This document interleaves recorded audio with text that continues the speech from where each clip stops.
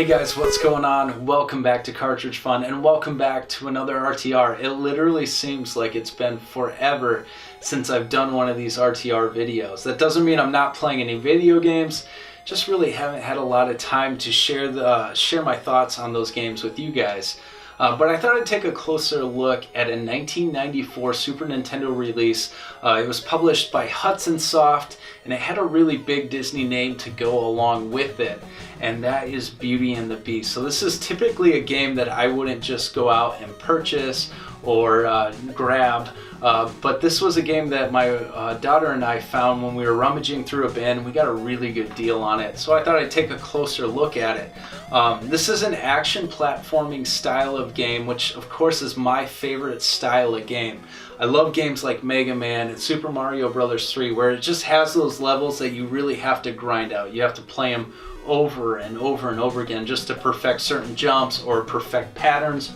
Hudson Soft did a really nice job of extending that platform a little bit to this game, and it definitely was enjoyable.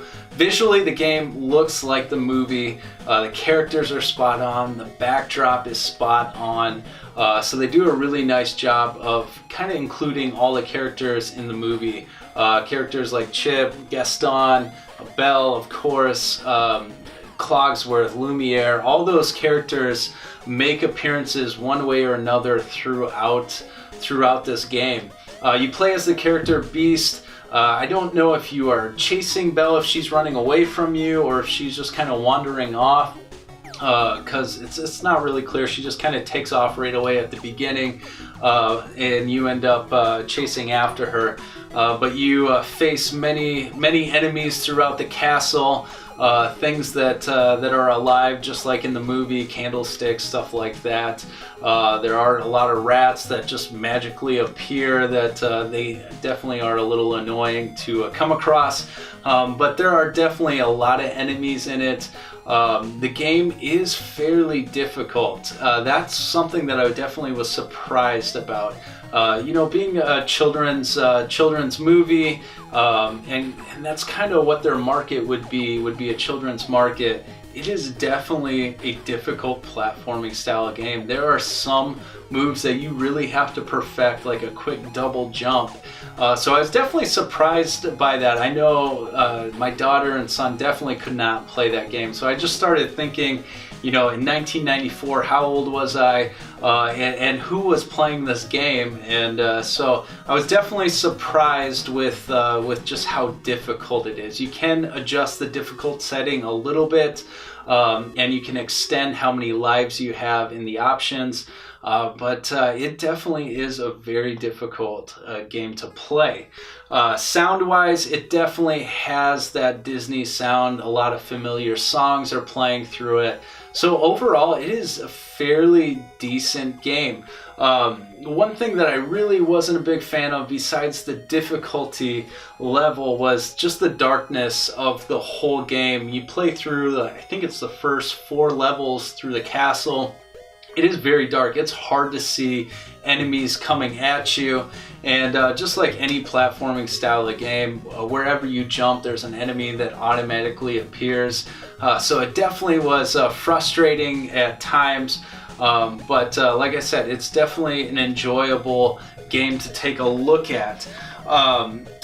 The Beast I found fairly weak in the game. So you play as the main character and you're just not equipped with a lot. I feel like your punching isn't strong enough. You have a big roar that kind of slows down the enemies, and it seems weak for being the Beast. You expect something bigger and something stronger, and it seems like these magical rats that appear can take you out really quickly. So he just seemed a little weak in the game.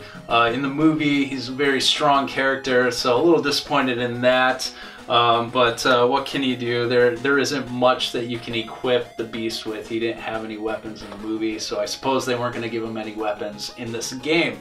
But like I said, those are some of the things that I didn't like. Visually amazing, sound excellent, just a good, solid game for the Super Nintendo. I'm not going to rate it too high because I didn't think it was the perfect game. I didn't think it was the worst game either. but I'm definitely going to give this game 3 cards. So it's definitely worth checking out. Price-wise is very interesting. The price kind of varies. I think I've seen on like price charting, which isn't always accurate, but it's between $25 and $35. I've even seen it up to $50. I don't know why it's so expensive. I definitely didn't pay that for it. I think I paid $8 for it. But I was kind of curious to why it's such an expensive game, besides it being a Super Nintendo game. So if you guys do know, let me know down in the comments below on this game if you know anything more about it, why it's so expensive. But like I said, it's a fairly decent game, definitely worth checking out. But that's all I had for you guys on this RTR. Make sure you like, comment, subscribe. That always helps me out. I have a lot of other videos coming out very soon, so just stay tuned with me. Make sure you check me out on Twitter and Instagram. And that's all I have for you guys. I'll catch you guys later.